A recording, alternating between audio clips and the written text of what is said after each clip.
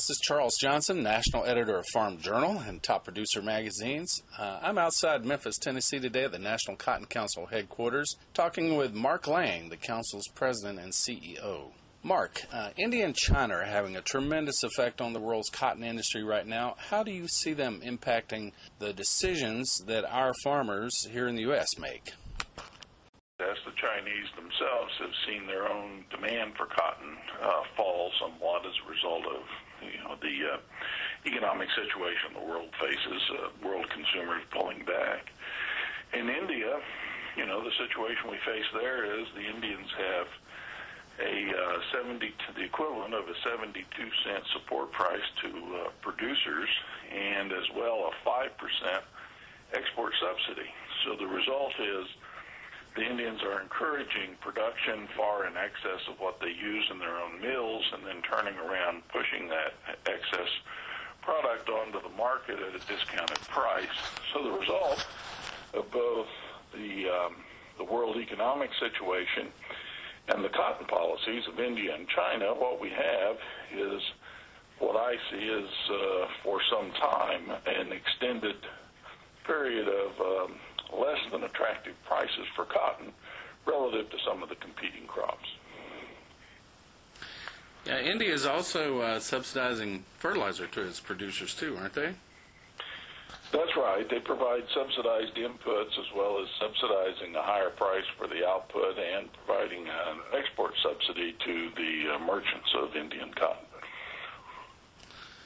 Okay.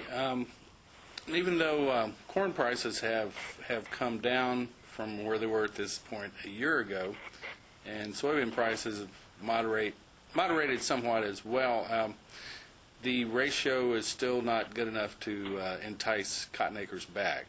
Is that correct? I believe that's correct. At the time that the council did its survey, soybean prices are about where they are now. After we did our survey, soybean prices weakened substantially there in January and most of February, about the time that USDA did their survey, and I think, in fact, their survey reflects some of that because they found more acres in the Mid-South and the Southeast. It's unfortunate. The situation that cotton finds itself in is that the U.S. has an aggressive program for biofuels with a subsidy provided in the corn and biofuel area. And, of course, cotton doesn't have something that goes into that biofuel, really, that pipeline. So we find ourselves in a situation where corn gets tied pretty closely to sort of world energy prices, and anything that supports world energy prices is going to support U.S. corn price.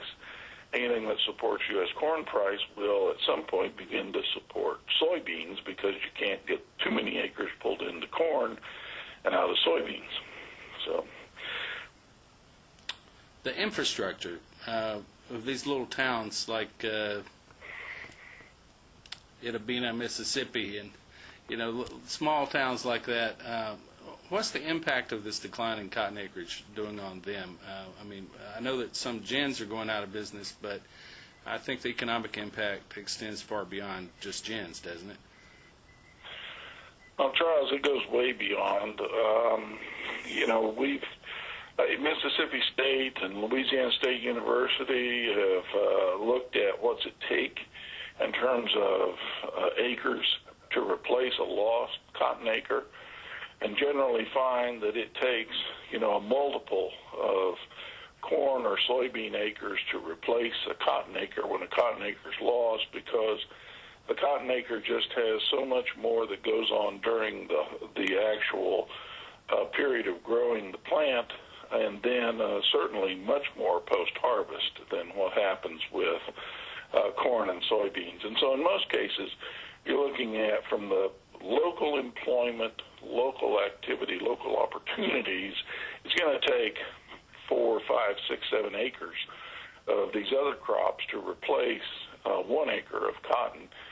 And when this infrastructure is lost for cotton, is it very difficult to get it to come back? I know when a gin it goes out of a community, it's kind of tough to ever get a gin to come back. And gin numbers have been declining for a couple of decades anyway. But, well, gin numbers have been declining, and we've seen consolidation and the average gin size getting much larger. But you're right. When it leaves, it's very, very difficult to get a gin back. everybody associated with the industry is. Do you think,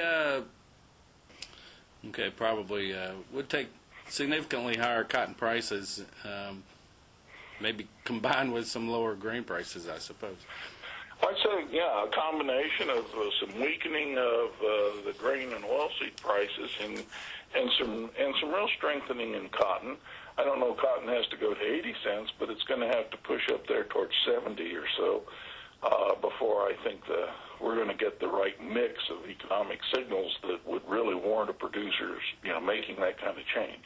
Right, with the carryover that we're going to have this year, and I think the continued concern about economic activity and what that means about world spinning activity, then it's hard to see that happening within the next 12 to 18 months, really. Now, out there, it's always been our experience when economic recoveries have come that that first year after a big economic recovery is usually a big year for the world spinning industry. So that it has the capacity, if there's a good turnaround that comes, say, later in 2010, to bring that for the cotton producer. So it's not out of the picture, but we'll have to wait and see. Mm-hmm. Is there concern with the man-made fibers? We see technology continuing there as well as within the cotton spinning industry. Do you see developments coming there that are going to continue to chip away at the cotton market? Well, I think that what we'll see is more of just what we've been facing. There will be continued press to improve man-made fibers performance. Of course, in most cases, what they're trying to get it to do is mimic cotton. But kind of a final question here, Mark. With all of this in mind, with the competing commodities, with the world market situation kind of in flux and turmoil, you have any kind of advice for guys who are cotton farmers at heart? As they're going forward here, maybe there's not a lot of positive things to look forward to here in 2009 and maybe not even in 2010. I don't know, but I just thought maybe you might have, some words of wisdom for them as they go forward here.